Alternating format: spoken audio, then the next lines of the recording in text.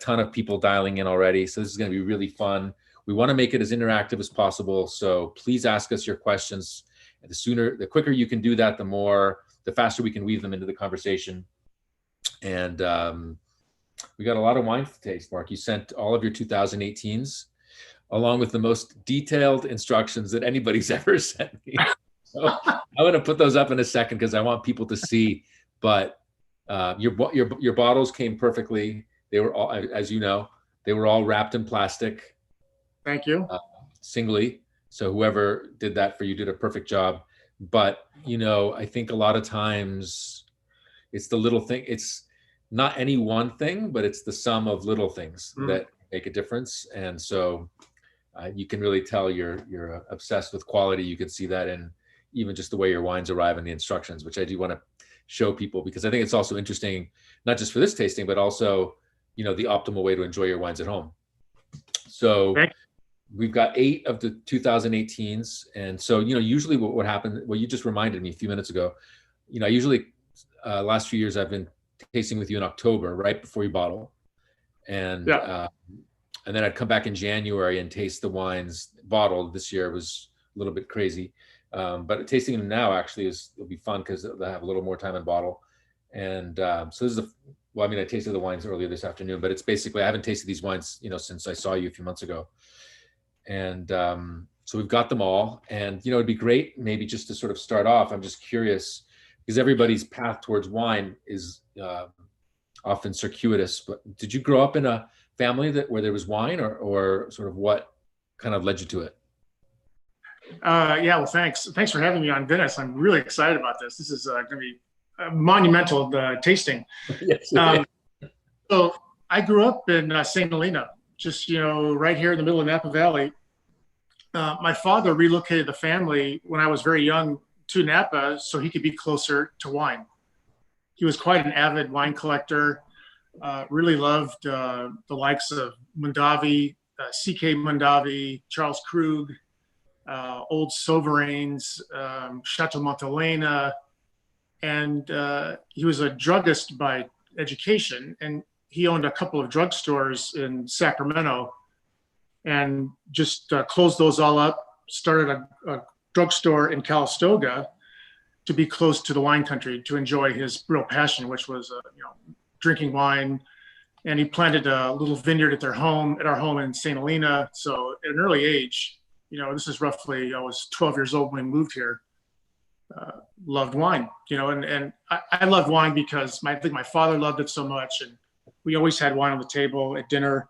I was allowed to drink alcohol at a very young age, never abuse, but just, have some wine with dinner, go down to the cellar and take a bottle out of something. There were the wines we could have every day. And then there was a very special wines down there, like the old Montelenas, I remember, old Mondavis. Those were only for special occasions. So it was a lot of fun growing up here. Wow, cool. And then the path and towards making it a profession? Yeah, so I went to Cal State Fresno to study engineering initially, but I just did not want to move away from the Valley when I graduated. At the time, I probably could have gone down to Silicon Valley and worked there and probably made, whatever huge amounts of money per se, but I really enjoyed winemaking, and I enjoyed being in the vines and enjoyed grape growing. And so, I changed my major after freshman year at Fresno and decided to pursue the winemaking department. And I guess the rest is kind of history, You've had some pretty illustrious stops along the way. I was befriended by some really cool people. My first job out of college was an old friend of mine from the Boy. I was an avid Boy Scout, so he was the scoutmaster and also the winemaker at a winery called Rutherford Hill. And that was great to be with him again after college and working as an enologist there and learning the ropes. And that's where I fell in love with Chardonnay. Oddly enough, at a house that was known for their Merlot and Cabernets, they had quite an interesting repertoire of old vine Chardonnay. And it was old clone Chardonnay. And that's where I learned that there was a real distinction between these old, great clones of Chardonnay versus the new clones. And I just had this affinity to really liking the flavors of these old clones. And I remember making wine from these vineyards that Rutherford Hill owned. And it just clicked with me that, well, I really figured this out, that I really like the style of Chardonnay, these old clones. And that led me to other wineries, and then, of course, starting our own brand with the same sort of clonal material. Yeah, I mean, you've got some really cool clones, which we'll talk about in a second. So it's interesting how you get into Chardonnay. And then what was the birth of your label? When did that happen? That my wife and I started Aubert in around 1999, 1998. But I have a couple of good stories about the Larry Hyde and the Hudson in our flight here. Is that in those days, early 2000s, it was very hard to find really good Chardonnay. I had the door shut on me numerous times, and people would say, "Well, I don't have any fruit for sale. Sorry, come back later." And so, like with the Larry Hyde, for instance, I met him probably in maybe 1992, maybe 1994 is when I was at Peter Michael. And I said, "Hey, Larry, do you have any Chardonnay for sale?" "Nope, no Chardonnay. Sorry. Everybody's got contracts, and, it was glory days." But then, fast forward 10 years later, around, I think it was 2004, Larry called me and said, "Hey, I bought this new property. I'll plant you a vineyard if you'd like." I said, "Great, let's do it." And so then, fast forward to 2008, our first vintage of Larry Hyde. Fantastic. And with Hudson was the same thing. Basically the same, wait 10 years, you get some fruit. Well, all good things, they take time. That's right. So you went from Rutherford Hill. People may or may not know that you made the wine at Colgan for a few years. Yep. I did 10 there. And other places. And now you have now we're going to focus on Aubert. I tasted your wine the first time probably around 2008 or 2009 was the first time. So about 12 years ago. So it's been quite a trajectory. So I want to show people this. I want to show everybody the file you sent me, because I think it's great. The program for today, but more than anything else, just the whole concept of how to take care of the wine, of the bottles. Hopefully everybody can see this. You see that, Mark? Oh yeah, I got it in front of me.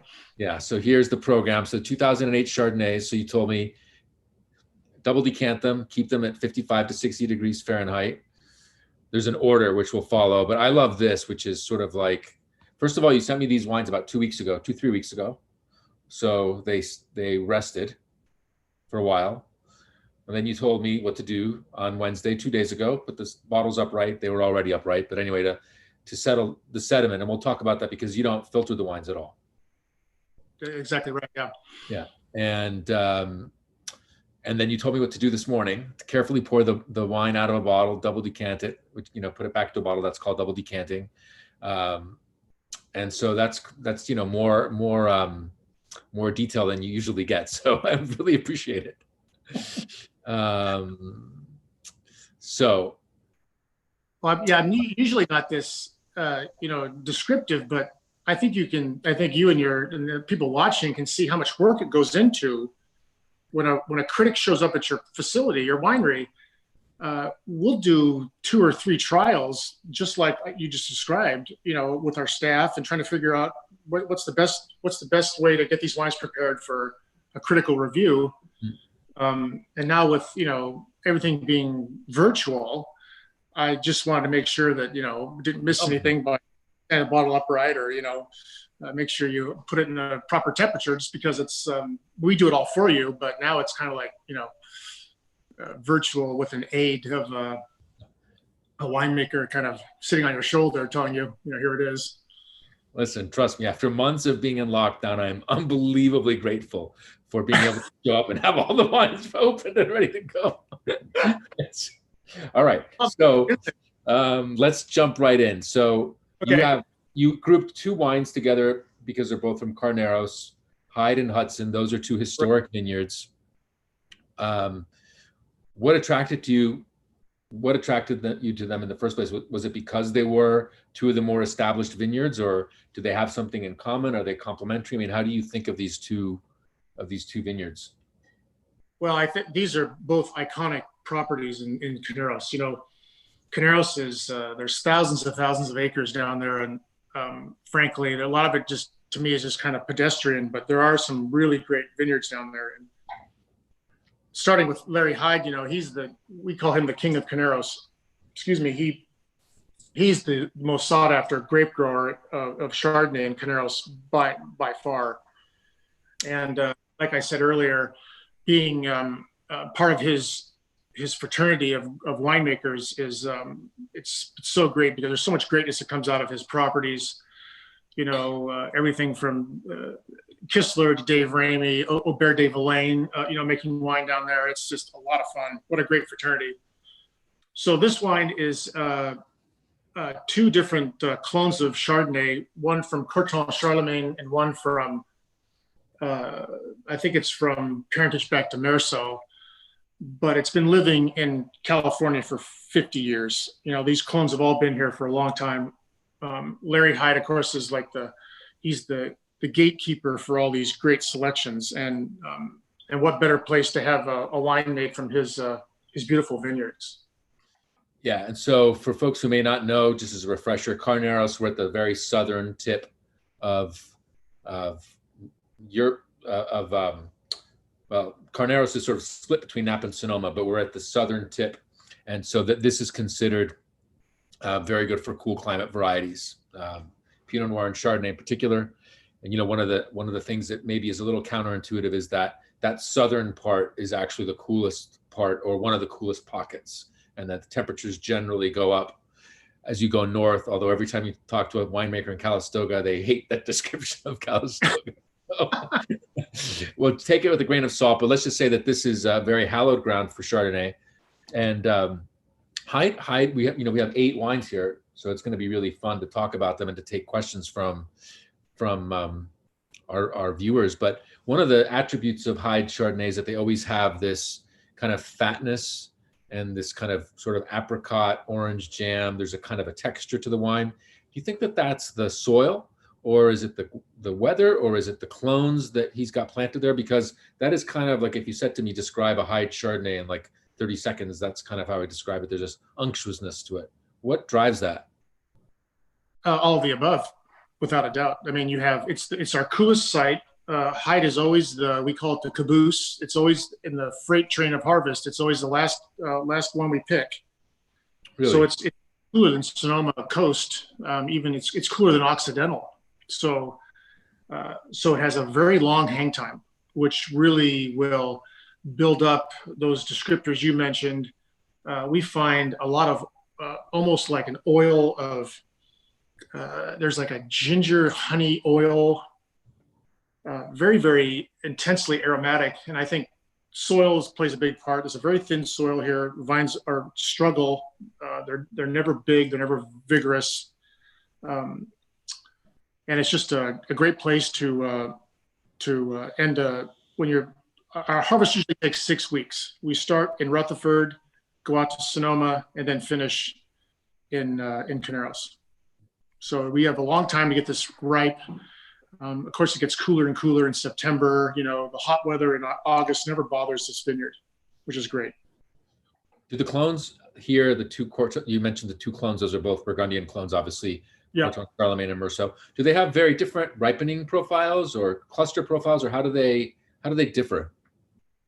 Differ in cluster size. The Corton's a little bigger, so it takes a little longer to ripen a larger cluster of larger crop. The Meursault is teeny. They're like little 70-gram we call them little grenades. They're just these little clusters. They ripen a little faster. So we go in and pick whichever's ripe first, and then finish with the next one. And but the two together have a great synergy. So we love how this wine has a great backbone of acidity. It'll make it Vineyard. It'll age. We've been drinking 10-year-old Hyde, and it's just fabulous. Yeah. So great yeah. aging. we'll talk about, I think, drinking windows a little bit later once we've tasted all the wines, because that's always something that's really a really a big question for folks. What about let's taste Hudson. So Hudson always has a profile that's not quite as oily, not quite as unctuous. It's usually a little bit more orchard fruity, more lemon than tangerine. This, I get that white flower note, and then also this wine also often has a little bit of reduction, but I think it's reduction from the in the fruit, not necessarily a reduction in the winemaking. But because if you taste a lot of people's Hudsons, they have these sorts of signatures. So what do you think drives that?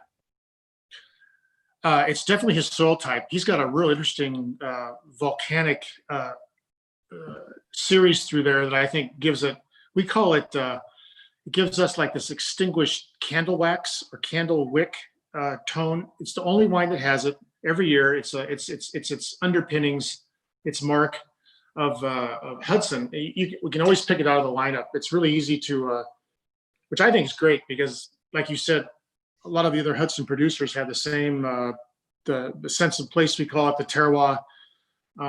His ranch is probably a little warmer than Larry Hyde. We usually pick this right in the middle of the harvest, usually harvest calendar. It's usually ripe, kind of like when Sonoma is ripe. So it's not quite as warm as Rutherford, but or as East Side goes, but it's just a fabulous. And if you've ever been to Hudson Vineyards, it's one of the most meticulously farmed. It's organic. He is incredibly passionate about soil health, insects, beneficials, you name it, he does it. And what a great guy to do business with. Just a fabulous grape grower. Yeah, I mean, for sure. This one also has a kind of an energy to it. Like the Hyde is a kind of a more enveloping wine, and the Hudson is has a little bit more cut. It's really interesting. What's the clonal makeup here? So it's a derivative of old Wente Hyde. So I'm pretty sure that all of the budwood from this block at Hudson came from Larry Hyde. Once again, Larry Hyde is the go-to for clonal material, for clonal knowledge. And I've worked with the Hudson clone on a lot of different sites for the past 25 years. We had it at Peter Michael. Lauren has a section of Hudson clone. We have it at UVSL. I just adore the clone. It's just a fabulous low bearing. It's the winemaker's clone. It has great acidity. It ripens on a very even pitch. It's just a lot of fun to work with. No viruses. It's just a really good clone.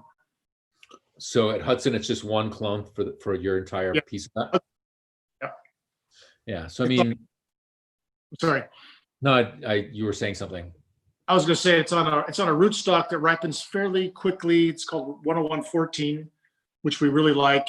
We've been working with this rootstock for a long time, 30 years. And it's funny, I made a note that every year, within a week or two, depending on the weather, these vineyards all come in at the same time. So in 2019, 2018, 2017, the time we pick Hudson is maybe a few days off of the previous year.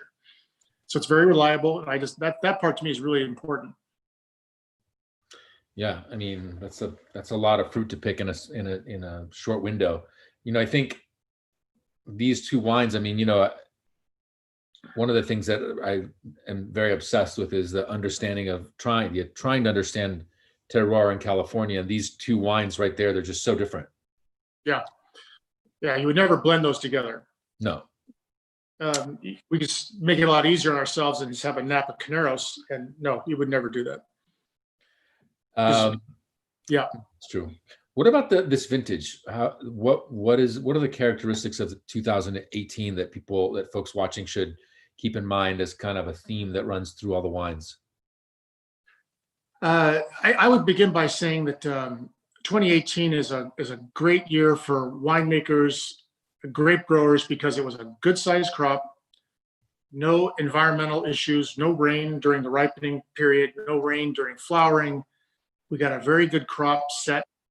The heat in August we had a few days of pretty hot weather, But then when September came, when the grapes were most, at risk of getting heat damaged or rain or something, it was the perfect conditions, mid 80s throughout all of September. And then when October came, mid 70s, just the perfect weather to grow. And so I see in this vintage in 2018, there's a lot of what we call gras, this natural richness. It's not sugar, it's not alcohol. It's just something in the phenolic nature of these grapes gave us this wonderful sweetness. And it's apparent in all the wines, from Lauren to Sugar Shack, everything. Yeah. Collectible, great natural acid. Look how brilliantly clear these wines are. They're very healthy. They have beautiful yellow green tints, always indicative. I tell everybody, when you see green on the edge of the glass, that's always a great vintage, because the skins of the grapes were not damaged by anything, heat, sun. 2018 will go down in history as one of the top. Coming off of 2017, which was very hard, very good wines, but boy, it was a hard vintage. 2018 was like a nice respite from a terrible 17, hard vintage to come off of. Well, I don't know. I thought the 17s were pretty amazing. I wrote that up. That's all out there for people to see. But then I thought the 18s had a little something more, which is pretty cool.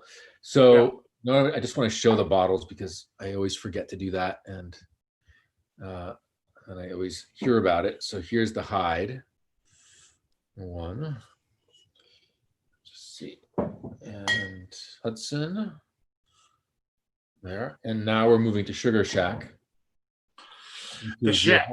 Your home ranch, right? Home estate. And that's in Rutherford. That's where you're.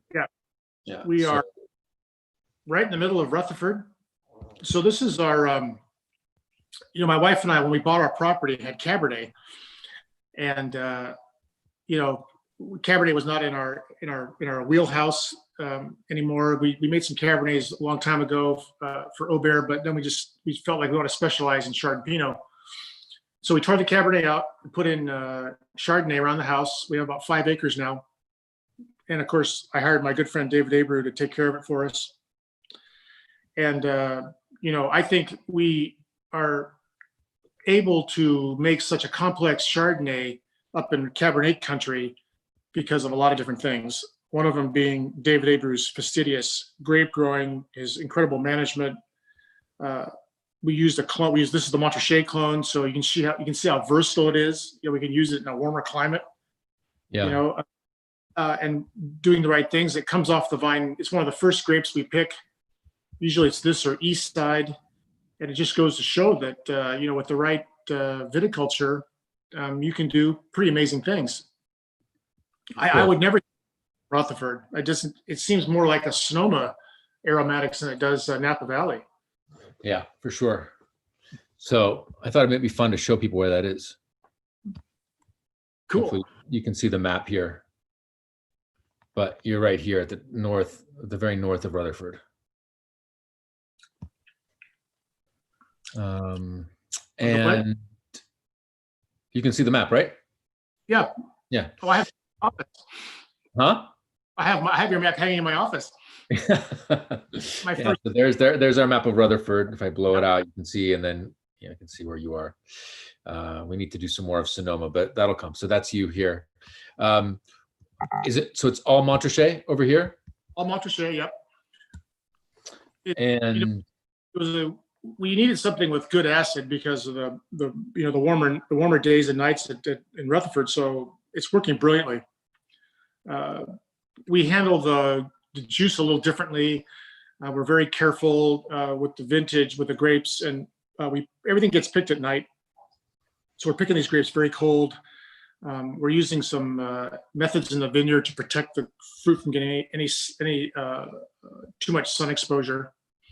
We're using a shade cloth now to protect the afternoon side of the canopy, not to burn any leaves or burn any fruit. And it's working great. We're very happy with it. So you just mentioned something that I think would be really interesting to talk about, which is, are these wines made very differently from each other, or is the goal to make them very similarly, so what you really taste is the difference of place?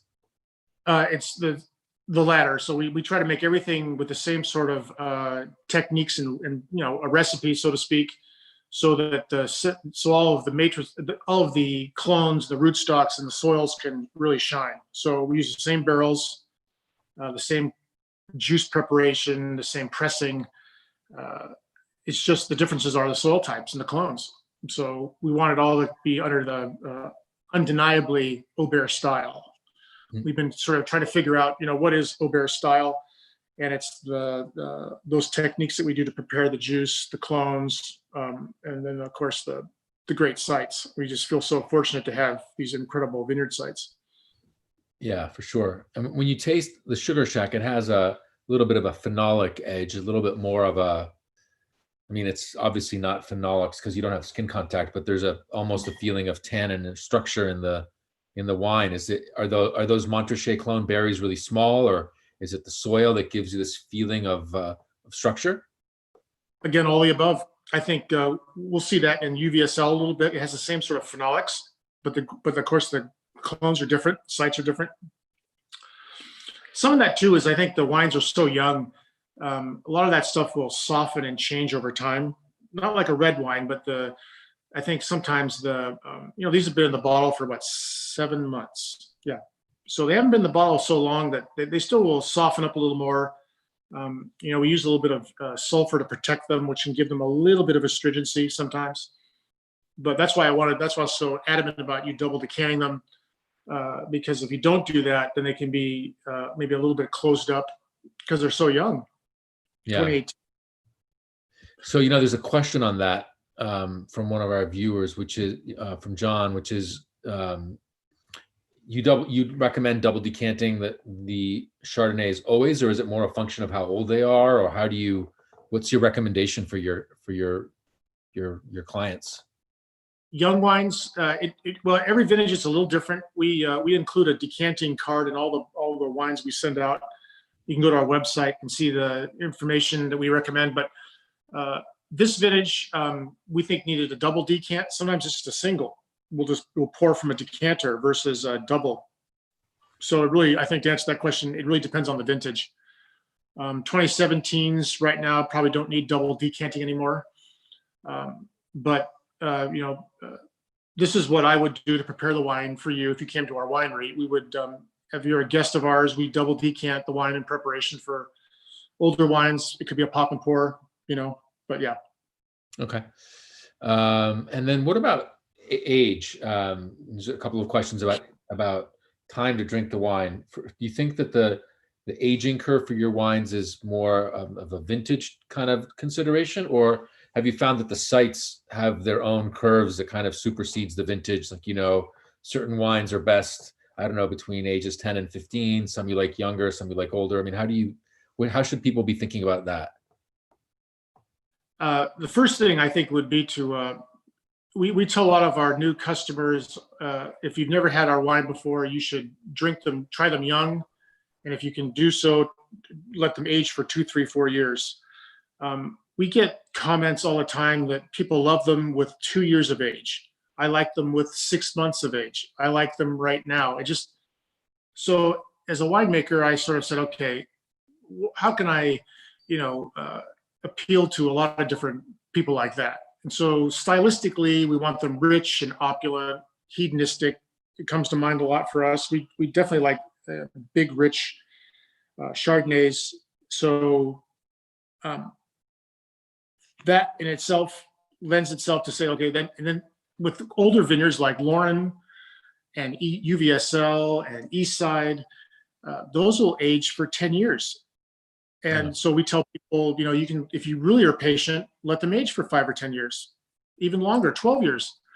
And the response I get most of the time is, well, we can't keep our hands off them for that long. They just drink them up and then, Well, there's certainly worse problems to have in the world than that, for sure. Well, oftentimes when I come and see you, you'll open an older vintage or two. And, and I remember at one of our events serving it, I think it was at 05 and 2015, Lauren Magnum.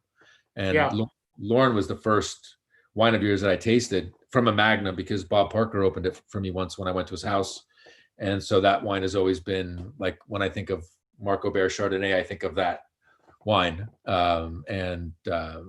So I remember serving that in Magnum at one of our events, and I don't want to say anything bad about the wines after, but a lot of people commented on how good the Aubert Chardonnay was, and it was from Magnum. And I think for a lot of wines, I mean, I know it's not practical for everybody, and obviously the supply is less, but anytime you can buy a wine in a Magnum, if it's a wine you love, you should absolutely do it, because there's just something magical about that format, especially if you can let the wines, get to be 5-10 years old. I mean, it's just, there's often some really amazing experiences there. So. Yeah, that was 2005, Lauren, I think we sent you. In 15. And that was what, like 2 years ago, right? It was 2017 or? It was 17. It was in 2017, I think. Yeah, so it was 12 years old. Yeah, exactly. That, that just is the reason.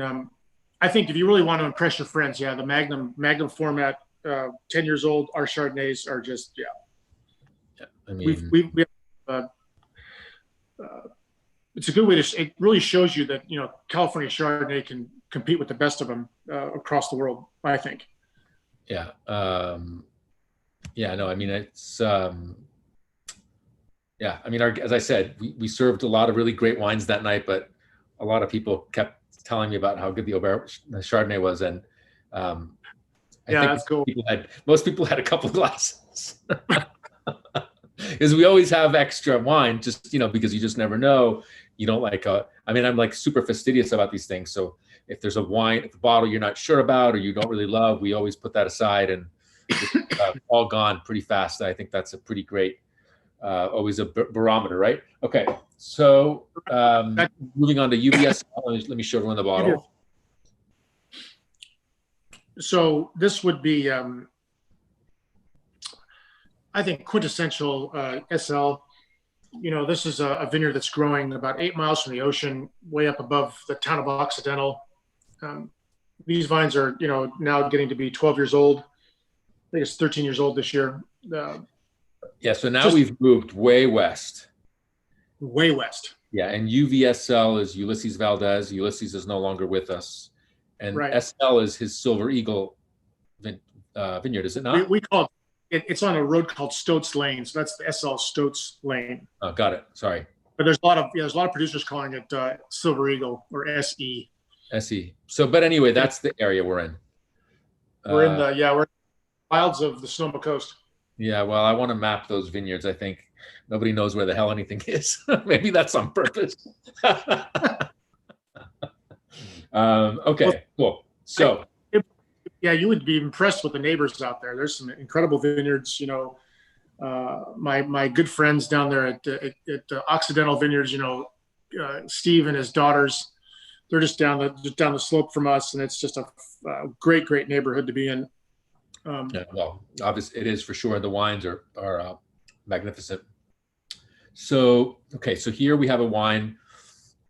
You're back to this sort of style. It's like got a lot of this sort of crushed rock and mineral, but it's got plenty of the fruit that I think you like in all of your wines. So this one has a lot of different layers of things going on, because you've got that freshness buffering against that rich fruit.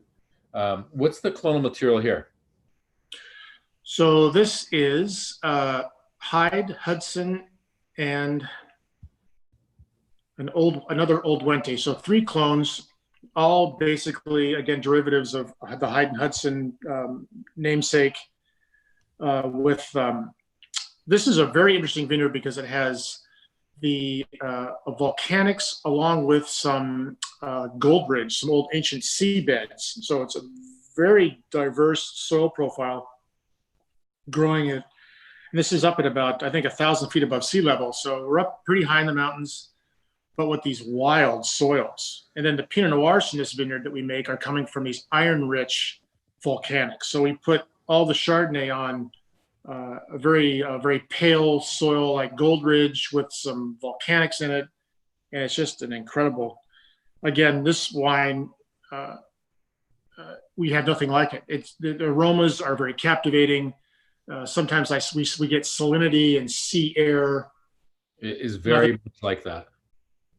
I know you've commented on this one a lot, having some phenolics as well. I agree with that. I think it has almost a texture like a red wine. Sometimes it's just amazing.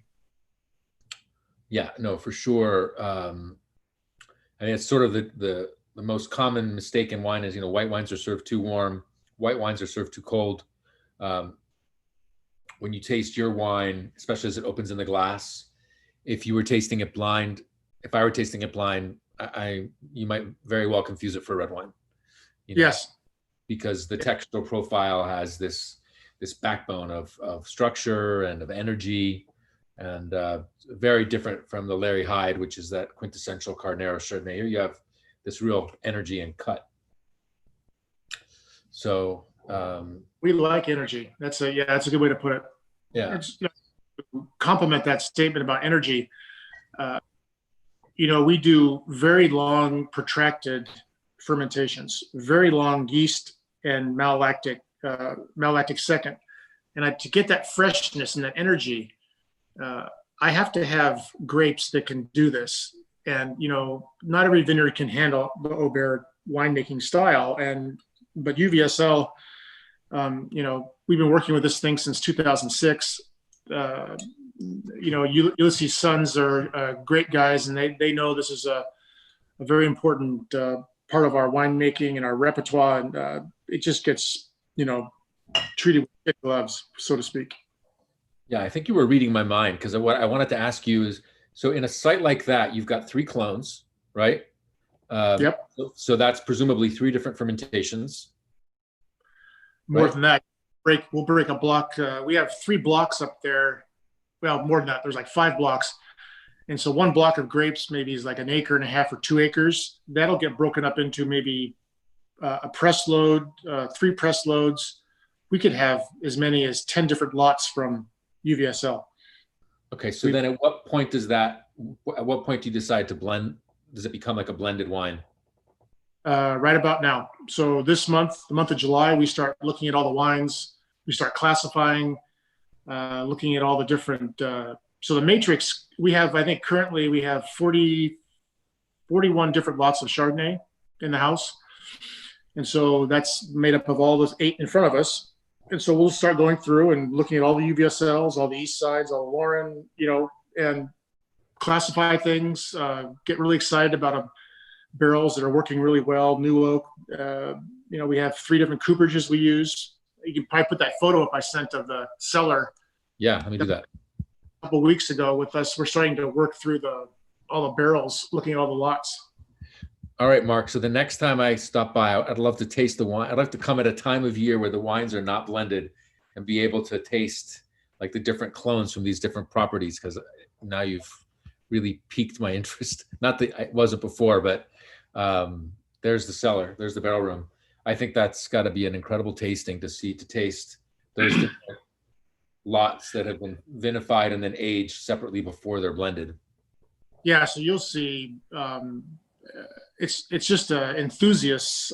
If you're a big wine enthusiast, you just get so excited with certain barrels, with certain clones, certain fermentations, old oak, new oak.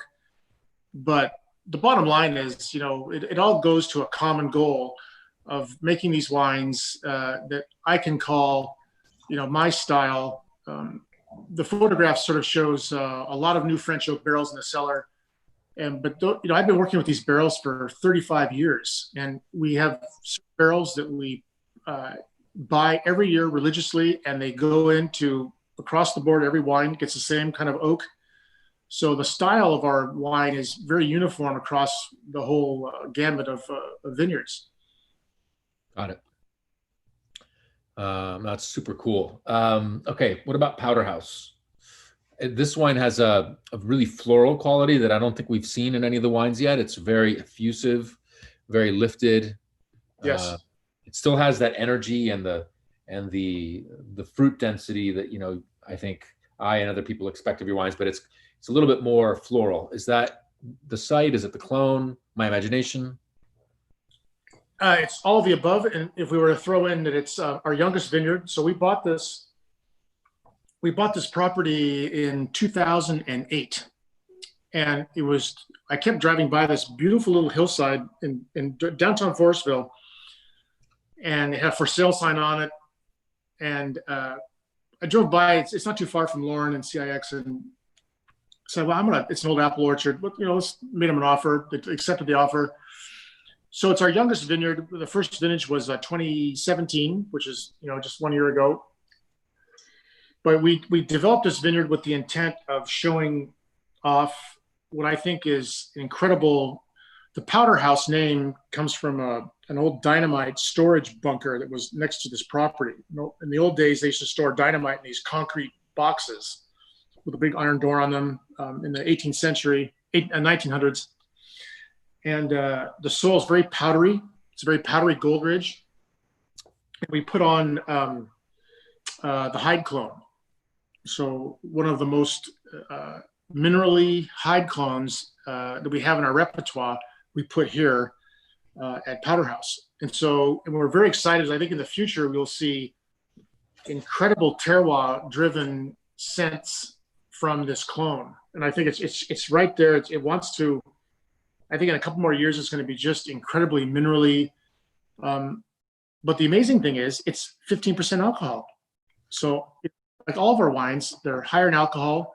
And yet I'm just incredibly impressed with the acidity. The cut of the acidity in this one is just, I just love it. Yeah, well, we're going to come back to that in a second because we've got a couple of some questions on that, but I think we should get through the wines just to make sure we can. For sure, this wine has this very strong graphite kind of flavor and intensity. It's maybe not quite as rich as your other wines, but I suspect that that's just a vine age issue. It is exactly right. Yeah. Not too bad for 5. Huh? 5-year-old vines. Yeah, well, it's amazing. So, give them some time and they're going to be, I don't doubt it. East side, Russian River. So now we're in the Russian River. So this is part of the Russian River. Yeah, so we've left the little town of Forestville, and we're going to head basically northeast up to the Russian River. This is on East Side Road. That's the name. Excuse me. This vineyard was planted by the late Ulysses Valdez Sr. He was so excited when he acquired this property, and when I saw it for the first time, I'm like, oh my God, this is winemaker's nirvana. Gravelly gold ridge with water-worn pebbles throughout the whole soil strata. It's a very unique soil type. I just forgot the name. Right away, you can see terroir in action. I mean, look at this. It's got gravels, wet stones, incredible intensity. This has become our, one of our grand crus of the repertoire. Very low pH, so the wine's got a very good acid cut. And it just has all these soil-borne nuances that I think are just incredible. Yeah, I mean, it's true. It is very, but I find it very tight. I think, there's a bunch of questions. This must be the day that everybody wants to talk about drinking windows because it's got a lot of questions on this one topic. But for sure, there are wines in these 18s that are, I think, a little bit more giving right now, like Sugar Shack and Hyde, whereas something like East Side is pretty, like you could open those wines tonight and they would just, they'd give you much pleasure. Whereas something like East Side, I think or UVSL, I'd try to forget about it for a few years. They're still a little nervous. And we're building these, these have enough care in them, and we add a little bit of SO2, at bottling to make sure these will age and won't get pre-mox. And I think you can see the effort there. We want this wine to go for 10 years plus.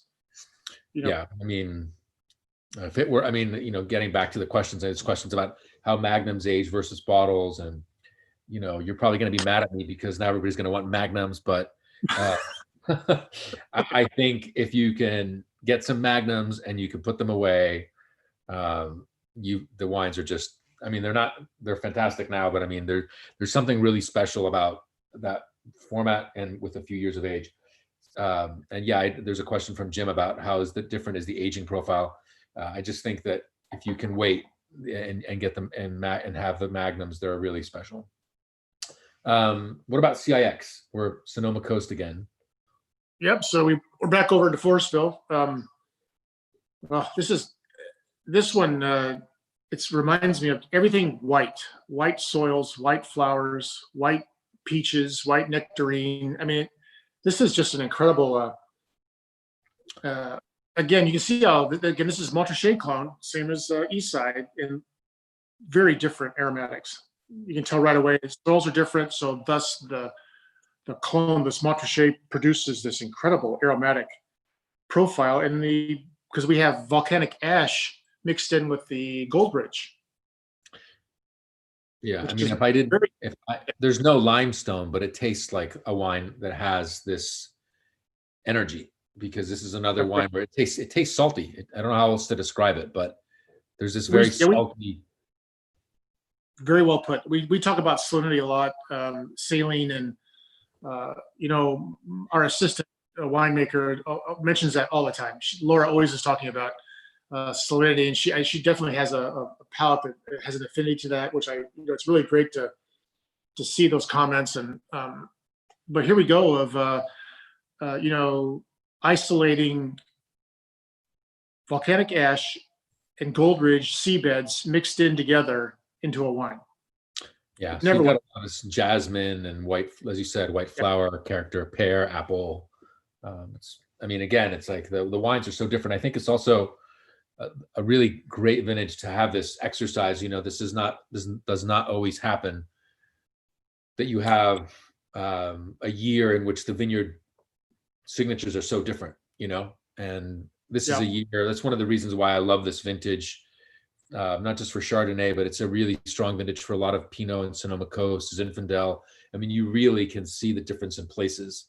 And I think if you're a wine geek and you love like just diving into the minutia, this is like the perfect vintage for that, for tastings like Yeah, this. I agree, and that's very well put. So Lauren, yeah, Lauren, here we go. Here's the Cornell grad right here. your daughter. Congratulations, Cornell's difficult, very difficult. So maybe just for your viewers that don't know, because I know you know this, but Lauren and CIX are right next to each other. They share the same common fence line to both properties, and so Lauren was the first property we ever bought. My wife and I bought this in 1999, and it's planted to what my favorite clones are. In the year 1999, this is what I thought were the best clones out there to make single vineyard Chardonnay, and it's Hyde, Hudson, Mount Eden, and Corton Chardonnay. So there's 4 clones on this property. It's just under 7 acres in size, so it's a nice small vineyard that we can attend to the most intimate of details in this vineyard. And here's the wine it makes, year in, year out. It's just amazing to me that we can get this kind of concentration from. It's a beautiful site. It's on a little hill overlooking Forestville, and it's got gravels in with the Goldridge. So whereas CIX had volcanic ash, this one has like some seabed. I'm sorry, a gravel run, like a stream, maybe an old stream bed or something with gravels. And so the roots go really deep into this soil at Lauren. We typically don't irrigate it ever. The only time we ever put water on it is to put in fertilizers, and it just balances itself out at a modest crop. We get roughly about 150 cases an acre, which is not a large crop, but not a small crop. Very healthy, and it just is our grand cru in the cellar. Every year it's very reliable. It gets the most new oak of all the wines we make. Barrels. Yeah. So what is the new oak regime? Because we've got a few questions on that. What's your philosophy? What's your approach with these wines? With the older vines, we bring up as the vines get older, we bring the new oak up. So We'll start low percentage when the vines are young. Like Powder House has a very, very, very small amount of new oak, whereas Lauren, being the oldest vineyard, it's 19 years old now, gets almost 100%. Okay. Sugar Roughly, most of the wines are made with between 50 to 70% new barrels every year. Got it. That's Hyde, that's Sugar Shack. All the other ones are 50 to 70%. Yeah, I mean, this wine has incredible texture and the minerality and the energy like sort of all put together. I think that that's one of the reasons why it ages well. Was this ranch not planted then when you said you selected those 4 clones? Is that because it wasn't a vineyard, or did you take out something that was there and redevelop? No, it was planted when we bought it. Okay. This has a long story about it, but the fellow that had it before us was kind of he was like a land broker guy, and he wanted to do business with us, both my wife and I, and we didn't want to have partners. And so we said no to partnership. And so he just sold us the vineyard, but it was planted to our specs. So it has the clones that we wanted in the vineyard from, like I said, the Hyde, the Hudson, the Corton Charlie, and the Mount Eden.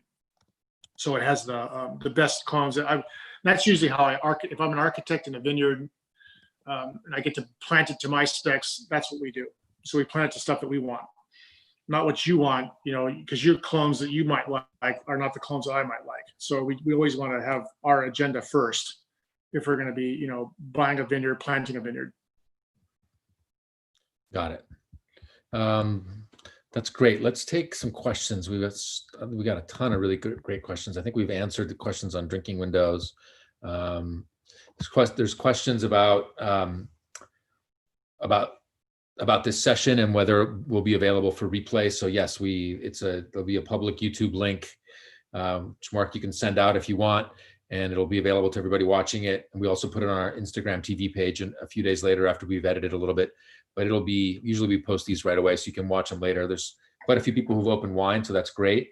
And there's questions about the last wines. So the last one that we're tasting here is Lauren. And then if that's not the one that you mean, Jim, it might have been CIX, which is the penultimate wine. And I'm pretty sure I showed East Side, but that was the one sort of third from last. Let's see. So David asks, do you have a favorite year or a favorite vineyard? Favorite vineyard, you have to say one. Oh, that's a softball question. That was Jim. Well, Jim, it's Lauren for sure. And I think probably favorite vintage, I love the 2013s, but I love the 2014s. I mean, it's a hard question to answer for, a winemaker to answer. I mean, I could say 2002. I love 2002s. So, there you go. Yeah. I mean, I'm sure it is. There is a question about the glasses that we're using. So we're actually using both the same. I'm just going to empty this so you can see the glass really well. We're using the same glass because the other thing you asked me to do, Mark, is to use the Zalto Burgundy Pinot glass. So this is the Zalto Burgundy Pinot glass that you have. That's what you have in front of you. It's what you have in your tasting room, and that's what I used as well. And I think that there's a good lesson there, which is not so much about the glass per se, but the idea of serving a Chardonnay in a nice expansive glass like this or anything like it, because it really allows the wine to breathe. I think sometimes wines get served in a small, especially white wines, get served in a smaller glass that's kind of constrictive. And here you've got a wine that, in theory, you've opened this wine a few hours in advance, you've double decanted it, and then you put it in a nice glass. It really lets the wine breathe. As a winemaker, these are my tools in my toolbox. And, when we first met Zalto a few years ago, it's like, oh my God, we were, diehard Riedel users. And when I met these things, it was like, oh my God, Riedel's no more and Zalto all the way. Yeah. They allow the wine to just breathe and have incredible. You get every little nuance. Nothing can hide in these glasses. If it's a wine that can't handle the oak, the glass will show you. If it's a wine that can't handle the site, the glass will show you, without a doubt. Yeah, we have a question from John. Curious why the Hudson is not released with the other single vineyard Chardonnays. Is that correct? It's available next week. It's available next week. Okay. Comes out with the Pinot. We're selling our Pinot Noirs next week. Actually, we're selling some Pinot Noirs currently, and we have a campaign going on right now to our priority winery mailing list clients. So there's a campaign right now to selling the 2018 Pinots, and next week as well. Got it. Charles asks, what are some of your favorite Chardonnays other than your own? Well, I would say anything Coastery. Anything Sauzet. How about that? Yeah, well, I think I told you earlier that my epiphany wine was 1990 La Fond Montrachet. And I just read your comments on the DRC tasting you went to. Yeah. I've had that wine a few times. That's pretty incredible juice. Yeah. I think domestically, I really like Kistler. We drink a lot of Kistler here. We enjoy those wines very much.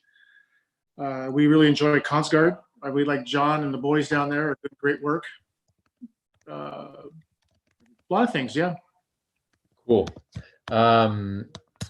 Let's talk one last question because you mentioned it before. We haven't dived deep into it, but what's your view on alcohol, especially for white wine? Given there's a lot of people who are, for many consumers, this is something that people are increasingly focused on. So how do you think about ripeness of fruit, sun exposure, alcohol, climate change, et cetera, et cetera? What's your philosophy on that? Well, as a winemaker, I look at, when I think the grapes are at their peak of ripeness, which I equate to if they taste like great candy. I use candy a lot. I will tell people that, when they taste like a really great sour orange, sour lemon candy, something of that nature, I think our Chardonnay is ripe and I'm ready to pick it. That equates to, for us, the upper levels of 14 to 15% alcohol. Usually we want to be right at the 15.1, 15.2, not too much higher. So, and that's my palate. So, I mean, I'll make these wines based on those observations in the vineyard. And, undeniably, that's the style I've always done since, my early days in the 1990s, and currently with Aubert, where, if you're not afraid of the alcohol and you want to drink these kind of wines, then, I think our style is for you. If you want the lean, more austere styles of Chablis or, Burgundian stuff, then, these are probably not going to be your favorite. But I think we pack in all these wonderful nuances and energy and acids and site-specific nuances. We're trying to do just that with a little more ripeness.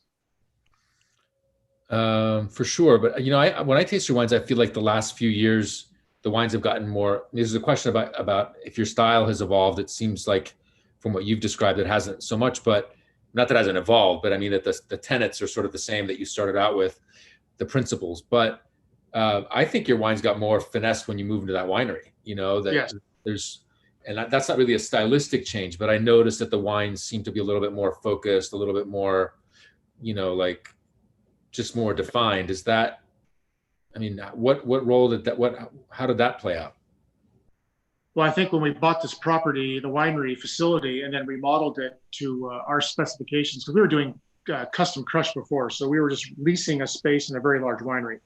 I didn't have control over every aspect of the business, every aspect of winemaking, and now we have micro control over every little thing. And so, as you said, our wines have gotten. You think they've gotten better, more complex. I agree wholeheartedly. We made a huge investment in equipment here and everything that's important for Chardonnay to be groomed like this. We've bought in the machines. We've invested in the vineyards. Our staff is incredibly focused on their roles here. We are just a lean, mean Chardonnay machine. What was the first year you made there? First year was 2011. Yeah. So it's now almost 10 years. So Mark, we're right up against it's Friday afternoon. We're right up against our limit, but our time constrained here, but I just wanted to thank you really for your time. I'll read you this comment, which will surely make you happy. We've talked about drinking windows for a lot of the wines, but Greg and Elizabeth say that it's their first year on the list and they bought their entire allocation. So good for them. Well, Antonio, I really appreciate you spending an hour with us on a Friday afternoon, evening. I think it's great. Usually, I'm coming from somewhere and going somewhere, and I've tasted wines and I'm going to taste wines. And I'll tell you, one of the really nice things about these conversations is being able to have a chat like this without anything before or after of a similar type, being able to really focus on the wines and having your mind just free. So it's like we just spent an hour just on these 8 wines. Usually when I come and see you, there's Pinot Noirs and there's older vintages. And as I said, there's just more stuff in the day, more stuff for you also, I'm sure, preparing these wines and whatever. Maybe this was a little bit more relaxing. For me, it was definitely more focused, and it's one of the great things I hope will come through in these Zooms for everybody to watch. Is I think that these calls will have lasting educational value, which is what we aspire to. So thanks for your time, Mark. I'm going to pour a glass of Lauren. Thank you, Antonio. Congratulate her on Cornell. I could have never gotten in. Maybe I've driven by. You definitely need to meet her someday. She's very precocious. She's a wonderful girl. She's a lot of Great. fun. Well, cheers to you. Have a good weekend. I look forward to seeing you soon. I'm going to bug you to taste all those wines lot by lot if you'll let me. Hey, if you show up before August, the end of August, we can do it. Okay, but it's probably not going to happen this year, but it's on my radar for some year.